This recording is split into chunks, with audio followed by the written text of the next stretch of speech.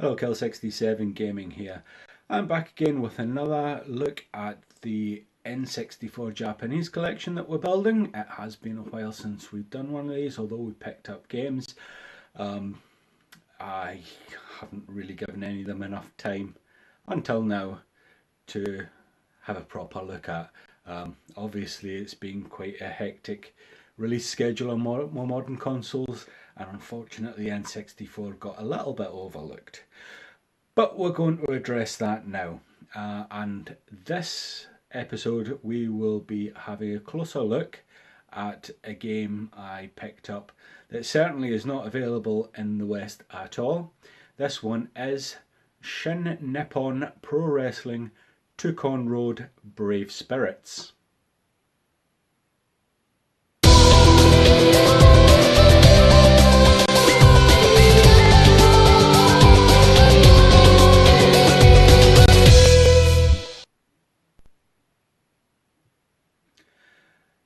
To a Westerner coming at this particular game, the first thing of note is that this is a game by Yuke's, who obviously nowadays are far more well known for being the developer responsible for the WWE 2K and before that the SmackDown vs Raw series of games.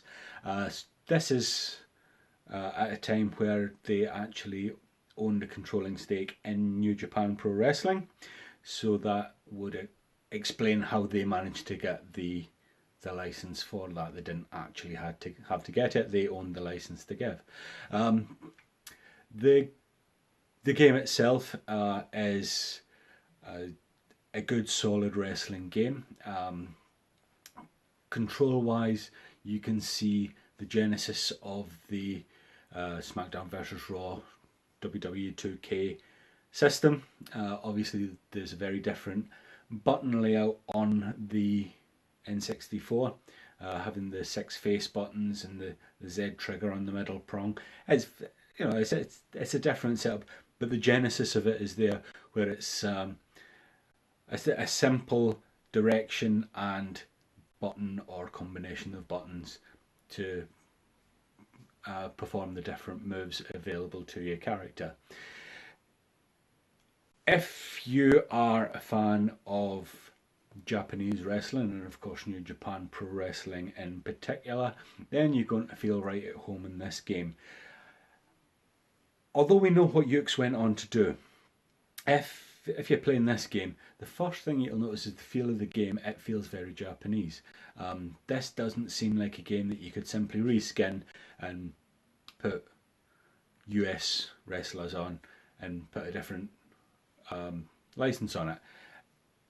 It seems to be built as a Japanese wrestling game. That's not a bad thing. You consider that another game that is built this way is the Fire Pro series, and you don't really need to say any more than that. These are two series that are built first and foremost. They're built for the match experience. So although in later games Yuke's may have went on to get involved in convoluted story modes and what have you, this is first and foremost about the match experience itself. What I have noticed with it, and I think that I'm getting better at the game. I don't think that it's the fact that I'm bad that I get this, but when you have a match on Tohkon Road Brave Spirits, you will find that there's always a lot of back and forth. Although you can dominate a match, you will never completely dominate it in the way that you will on, for example, WWE 2K. Whereas in the WWE games, you can go through a career mode, going into dozens of matches without anyone ever putting a move on you. You can't seem to do that on this game. There is always some back and forth, which is not a bad thing. It gets you more involved. It actually makes the matches more tense because you know that you're not going to totally dominate it. You're going to have to look for openings. You're going to have to play the game the way that it's intended to be played. The roster is quite robust as well if you're a fan of Japanese wrestling. All your big hitters of the time are there, of course. Some Westerners may not recognise the names. You will certainly recognise some of them. I think everyone will recognise Jushin Thunder Liger, Tiger Mask, Keiji Muto, who of course was the great Muta. You also have Masahiro Chono. Possibly people will recognise Tatsumi Fujinami, maybe even Hiroyoshi Tenzan. They are all present and accounted for. And with, of course, their unique entrance music, which is something that pleased Aidan no end when Jushin Thunder Liger's theme tune kicked in. So you've got a good roster, although obviously this being an N64 game, the limited space on the cart itself, it's not a massive roster, but it is a good solid roster of everyone that you would expect to be there. Getting put into matches where there's a good amount of back and forth. It plays like a proper wrestling match. You have to build up, very similar to Fire Pro in that respect. They have to build up from smaller moves to eventually getting more powerful moves that you can use before you, of course, put your finishing move on your opponent in an attempt to get the win. So all good so far. Everything's not rosy in the garden. The graphics, as you will have seen over my shoulder on the screen behind me, graphics are a little bit muddy. I don't think that's the fault of the developers. I think that's just the limitations of the hardware itself. This is certainly not something that is unique to this game on the N64. Muddy graphics seem to be the norm. However, certainly facially this seems to be maybe a little muddier than you're used to.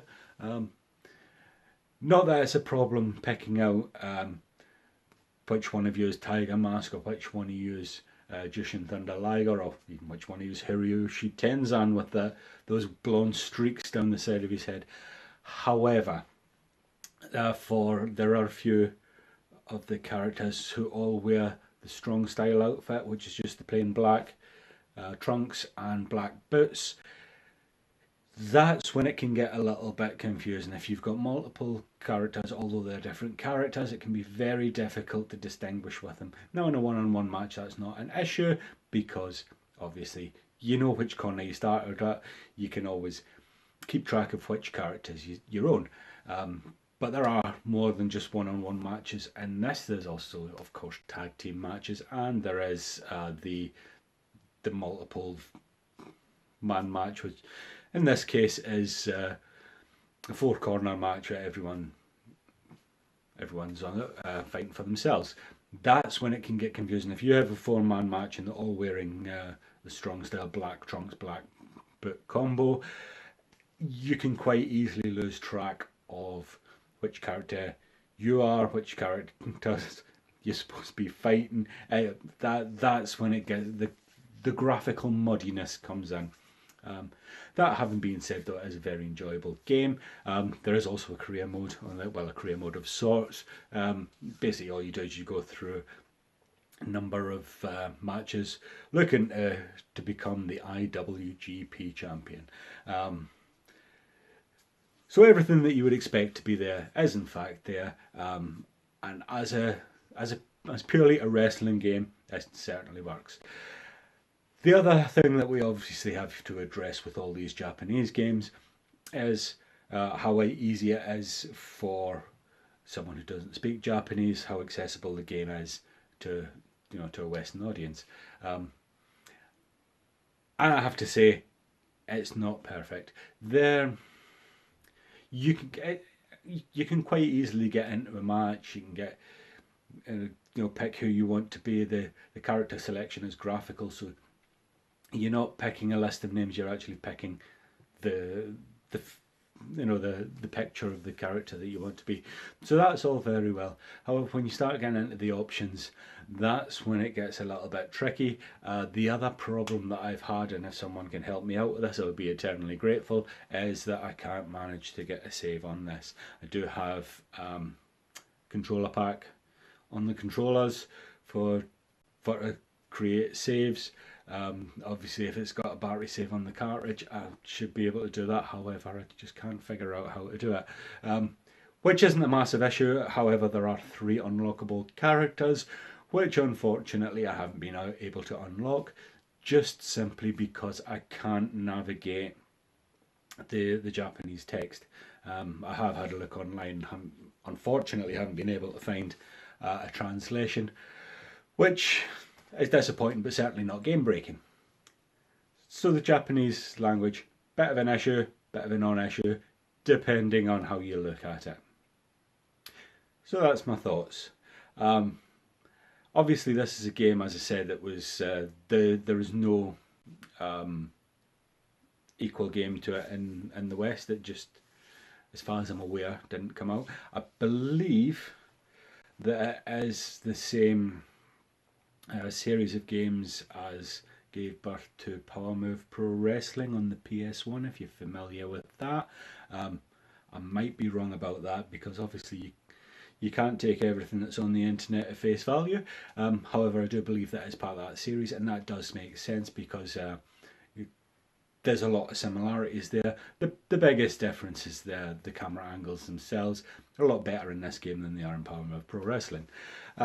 So there we are. That's my thoughts. If you're a wrestling fan, and especially a fan of strong style Japanese wrestling and New Japan in particular, this is certainly a game that is worth checking out.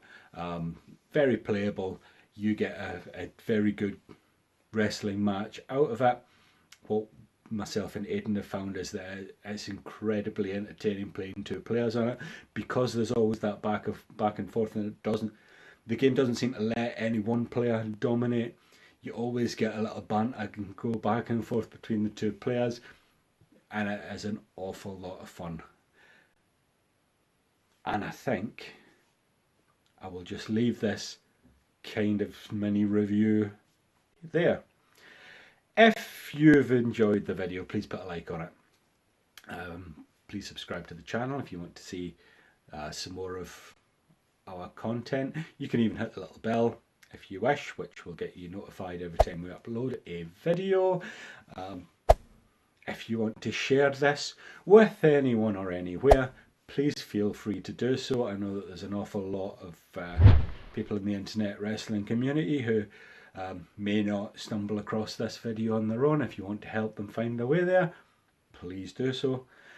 And as always, until next time, keep gaming.